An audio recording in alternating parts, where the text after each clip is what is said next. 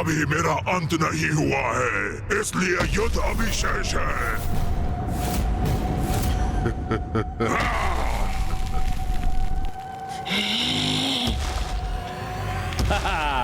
अति उत्तम रुरु, ये हुई ना बात। हाँ रुरु, जाओ अंत कर दो इसका। प्रमाणित करो कि तुम महाबली रुरु हो। मूर्खो, तुम्हारे समक्ष इतना सब कुछ घटित हुआ, किंतु फिर भी ये भ्रांति पाले बैठे हो कि ये कोई साधारण नारी है। सत्य नकार रहे हो तुम और अपनी मूर्खता के कारण मेरी बलि चढ़ा रहे हो। मैं इस देवी शक्ति से परिचित हूँ, ज्ञात है मुझे, जगत जननी है ये, किंतु भीरू नहीं हूँ मैं। इस युद्ध का परिणाम ज्ञात होने पर भी एक योद्धा का कर्तव्य निभाऊंगा मैं। अपने अंतिम श्वास तक युद्ध करूंगा इनसे।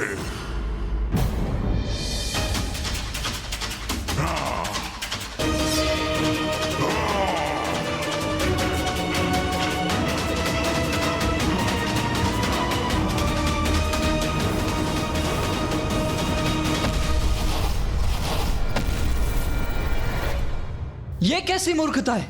उस असुर को मां की शक्ति, उनकी दिव्यता का भान है, तब भी वो उनकी शरण में जाने के स्थान पर उनसे युद्ध करने जा रहा है। यही तो आसुरी प्रवृत्ति है भैया। मूढ़मती असुर क्रोध और अहंकार के वश में आकर अपना विवेक खो बैठते हैं, फिर वो उचित और अनुचित का भेद भूल जाते हैं।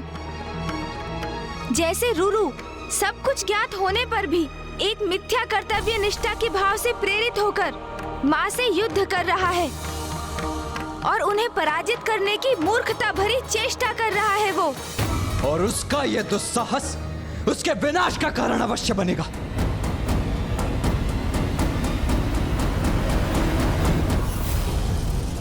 अब मेरे प्रहार का सामना करिए जगत जननी।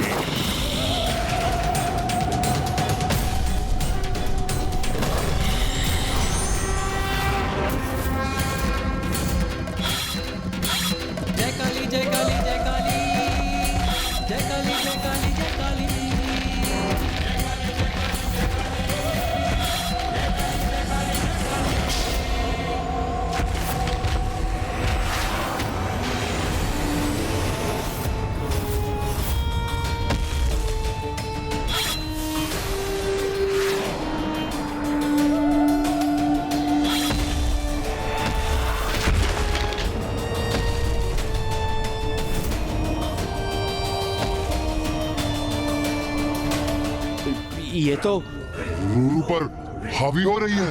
हाँ भ्रातामुंड, अद्भुत है जगत जननी का युद्ध कौशल। वो तो जैसे रुरु के साथ युद्ध नहीं, क्रीड़ा कर रही हैं।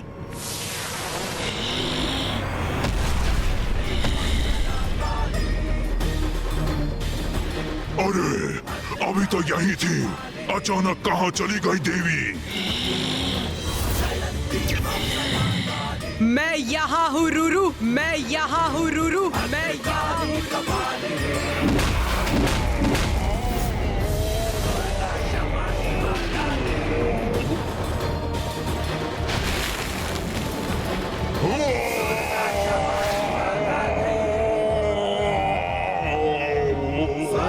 देवी, वहाँ है, वहाँ ऊपर।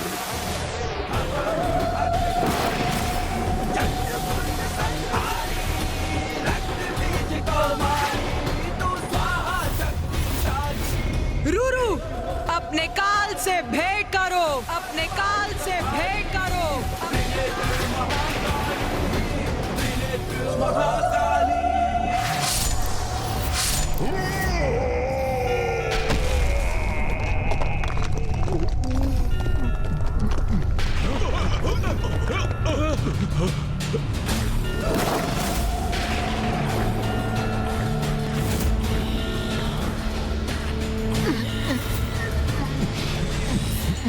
मुझे क्षमा करे जगत जननी, मैं ये युद्ध करने के लिए विवश था। मुझ पर कृपा कीजिए देवी। अपने जीवन काल में आपका शरणागत न बन सका, किंतु मृत्यु पर्यंत मुझे अपनी शरण में अवश्य रखिएगा।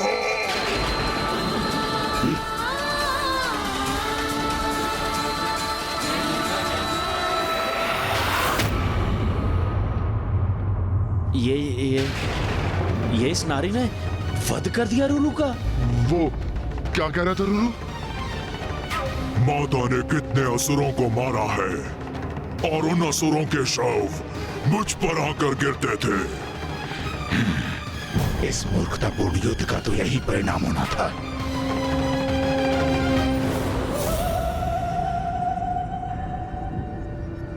भ्राता चंड, ये तो वास्तव में बहुत शक्तिशाली है।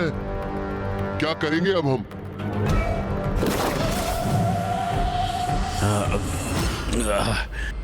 नहीं नहीं भ्राता मुंड, भयभीत नहीं होंगे हम।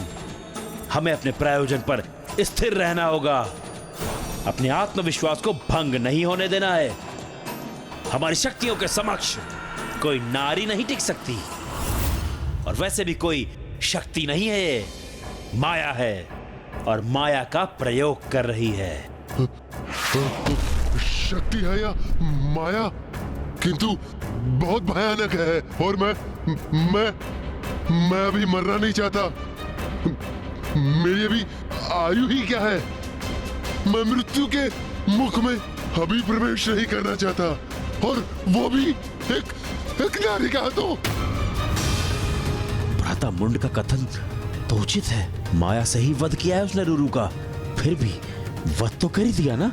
हम उसके समक्ष गए तो कदाचित हमारी भी ऐसी ही दुर्दशा करेगी।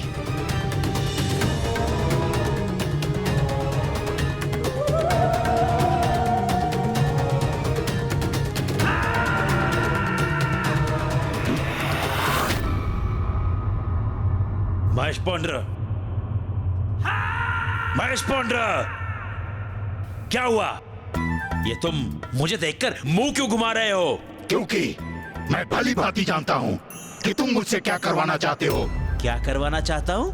अर्थात ये कि तुम चाहते हो कि मैं देवी के साथ युद्ध करूं, किंतु मैं ऐसा कदापि नहीं करूंगा। क्यों नहीं करोगे युद्ध?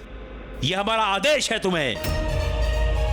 आदेश दिया है तो क्या हो गया? मैं तुम्हारे आदेश का पालन नहीं करूंगा।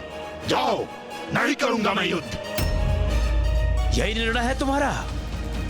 तब तो मैं तुम्हें भीषण दंड दूंगा। अवश्य दंड देना, मुझे उससे कोई समस्या नहीं है। मैं तुमसे युद्ध करने के लिए प्रस्तुत हूं, और तुमसे ही क्यों, मैं अकेला तुम दोनों को पराजित कर सकता हूं। अच्छा, तो असुर महानायक शुंभ को दिया हुआ वचन भूल गए तुम? उस वचन को नहीं निभाओगे? वही वचन तो तुमने भी दिया था ना उन्हें। तो जाओ, स्वयं ही युद्ध कर लो। मैं तुम्हें जगत जननी द्वारा प्रताड़ित होते हुए देखने का आनंद अवश्य लूंगा।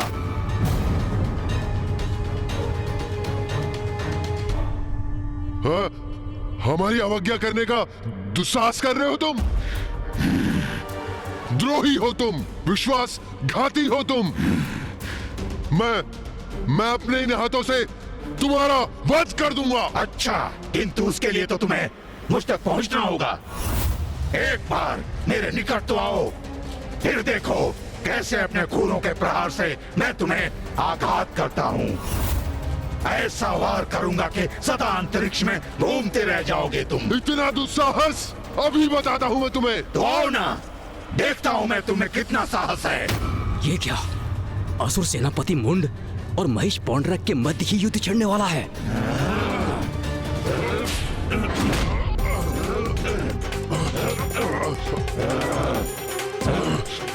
रुक जाओ, रुक जाओ, रुक जाओ दोनों।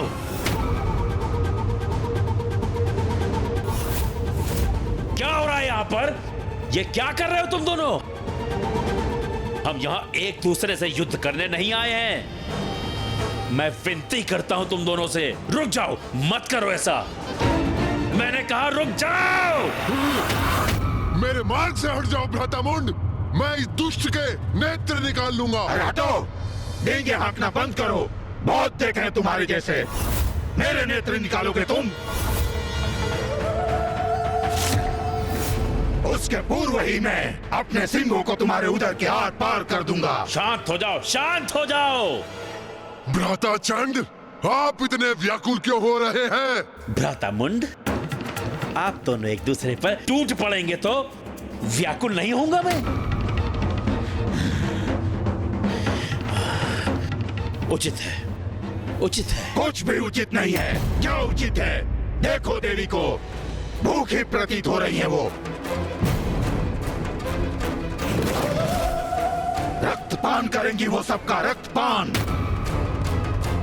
ये ज्ञात है मुझे, तभी शांत होंगी वो। अरे मुझे तो कुछ कहने दीजिए, मेरे विचारों का क्रम मत भंग कीजिए। सुनिए, एक अत्यंत उत्तम उपाय है मेरे पास। अवश्य बनाओ उत्तम योजना, बस उसमें मैं न हूं। हम सभी हैं उसमें। अब संतुष्ट हैं आप? अब मेरी बात ध्यान से सुनो। हम अकेले उस नारी से युद्ध नहीं करेंगे। जो भी करेंगे एक साथ करेंगे, एकजुट होकर करेंगे। यदि वो अपनी माया का प्रयोग कर हमारे योद्धाओं का वध कर रही है, तो हम भी अपनी शक्तियों को एकत्र कर उनका प्रयोग उस पर करेंगे और उस पर टूट पड़ेंगे। अपनी शक्ति एकत्र करेंगे, परंतु कैसे? जो भी है, मुझे तो ये योजना तनिक भी नहीं भा रही है। भ्राता महेश पुंद्र, सुनिए, मुझे ज्ञात है महेश बुद्धि है, किंतु अपनी स्थूल बुद्धि को थोड़ा क्रियान्वित कीजिए। थोड़ा सोचने का प्रयास कीजिए। विचार करिए कि यदि आपने इस नारी के साथ यहां युद्ध नहीं किया, तो वापस लौटने पर असुर महानायक शुंभ वो आपको कदापि जीवित नहीं छोड़ेंगे। उनकी स्तंभन शक्ति स्मरण है ना आपको? सूखे पत्ते के समान फड़फड़ाते हुए, रक्त की उल्टियां करते हुए मृत्यु होगी आपकी। ये मूर्ख तो उचित कह रहा है। देवी से युद्ध करने के अतिरिक्त और कोई विकल्प नहीं है मेरे पास। और अहंकारी शुंभ से मृत्यु प्राप्त करूं, उससे तो अधिक उचित है कि जगत जननी ही मेरा वध करें। उचित है फिर मैं युद्ध के लिए प्रस्तुत हूं। किंतु तुम दोनों भ्राता युद्ध करने के लिए अधिक उत्सुक नहीं प्रतीत हो रहे हो मुझे। नहीं नहीं, ये संशय कहां से उत्पन्न हो गया आपके मन में? हम दोनों भी युद्ध करेंगे, अवश्य करेंगे। हम सब एकजुट होकर उसे चारों ओर से घेर लेंगे और एक साथ उस पर प्रहार करेंगे, उस पर आक्रमण करेंगे। क्या हुआ? संपन्न हो गई तुम्हारी यंत्रणा? तो क्या निर्णय लिया है तुमने? अब मुझसे अपना वध कराने आगे कौन आ रहा है? बस बहुत बोल लिया तुमने। रूरू का वध अवश्य कर लिया तुमने, किंतु अब देखना किस प्रकार तुम्हें तुम्हारी मृत्यु प्राप्त होगी।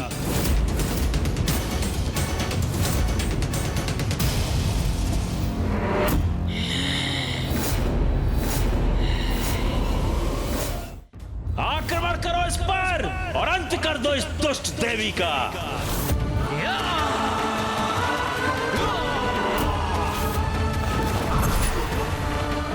मुझे क्षमा करें जगत जननी, मैं ये युद्ध करने के लिए विवश हूं।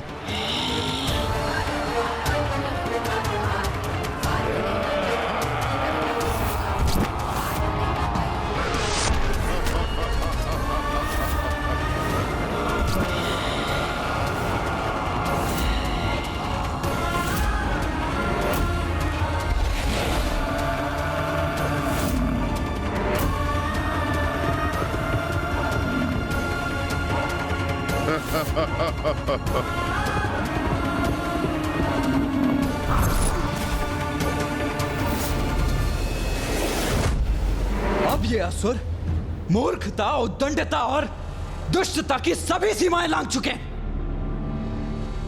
स्वयं को सेनापति कहते हैं ये चंड और मुंड, और ऐसी छलयुक्त है उनकी रणनीति, उनका नेतृत्व। सेनापति और योद्धा होने के नाते दो बड़े अपराध किए हैं उन्होंने। प्रथम, मां को घेर कर उनसे युद्ध करने का निर्णय। एक योद्धा कभी दूसरे योद्धा को घेर कर उस पर आक्रमण नहीं करता। और दूसरा, सेनापति सेना के आगे रहकर उसका नेतृत्व करते हैं। इन दोनों भीरू असुरों के समान नहीं, जो स्वयं तो पीछे खड़े हैं और उन्होंने महिष पौंड्रिक और उनकी संपूर्ण सेना को उनकी मृत्यु के मुख में भेज दिया। अब मैं इन दोनों को उचित पाठ सिखाऊंगा। इन्हें बताऊंगा कि इनके द्वारा पुनः छल किया जाना सर्वथा अनुचित और दंडनीय है। भैया! देव सेनापति कुमार कार्तिकेय तो अंतर्ध्यान हो गए, किंतु ये करने क्या जा रहे हैं? भैया का जाना उचित नहीं, हमें उन्हें रोकना होगा। क्योंकि यदि भैया चंडमुंड से युद्ध करने लगे तो अनर्थ हो जाएगा। उनके हस्तक्षेप से असुरों का साहस बढ़ेगा और ये युद्ध और दीर्घकालिक हो जाएगा। क्योंकि इन असुरों का वध मात्र और मात्र माँ के हाथों ही संभव है। नंदी जी, आप यहाँ पिताश्री और ऋषि मार्कंडेय जी के साथ रुकिए। मैं तब तक इंद्रदेव और अन्य देवताओं के साथ जाकर भैया को समझा बुझाकर रोकने का प्रयास करता हूँ।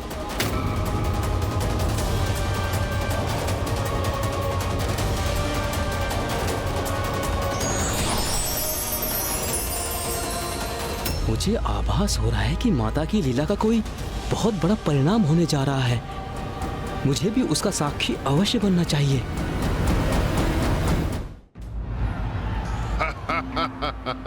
हाँ व्रताचंड, अति उत्तम योजना बनाई है आपने।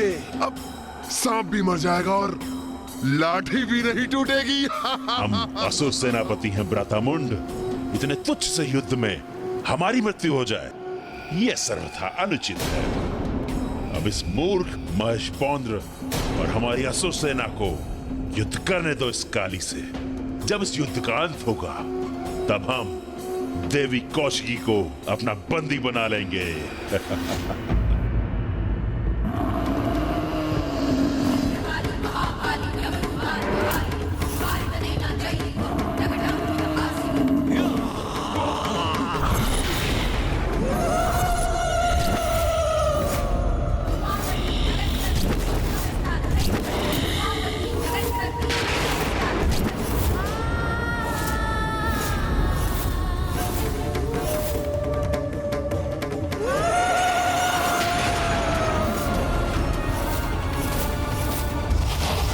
तो यहाँ छिपे खड़े हैं ये चंड और मुंड।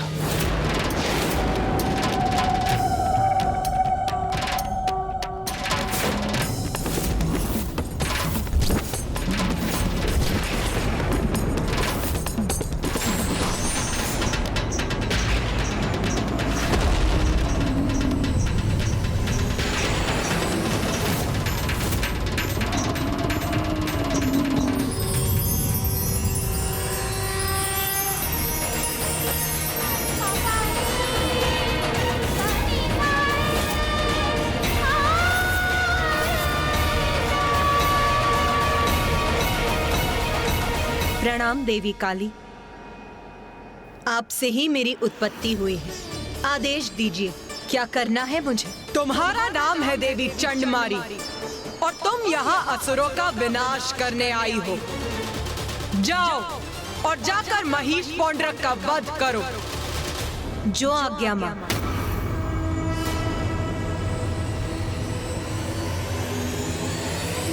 अब ये कौन सी नवीन नारी प्रकट हो गई?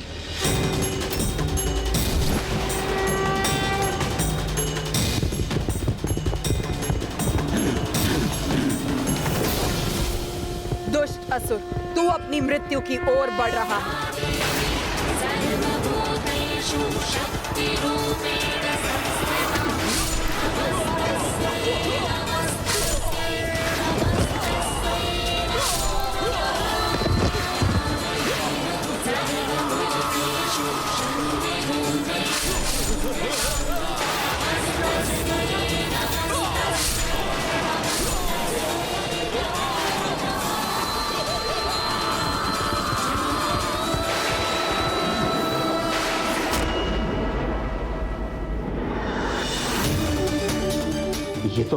और भी प्रचंड योद्धा है। कितनी सहजता से हमारे असुर सैनिकों का संहार कर रही है ये।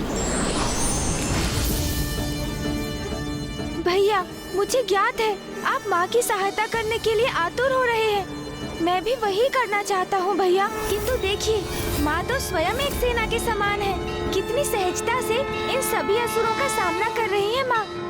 इसलिए उन्हें इस युद्ध में हमारी आवश्यकता नहीं है भैया। अब तो चंड मुंड के भी अंत का समय आ गया है भैया।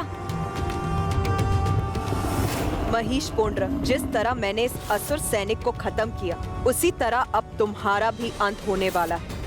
तुम्हारा भी वही हशर होगा महिष पोंड्र, जो धूम रोचक और रूरू का हुआ है।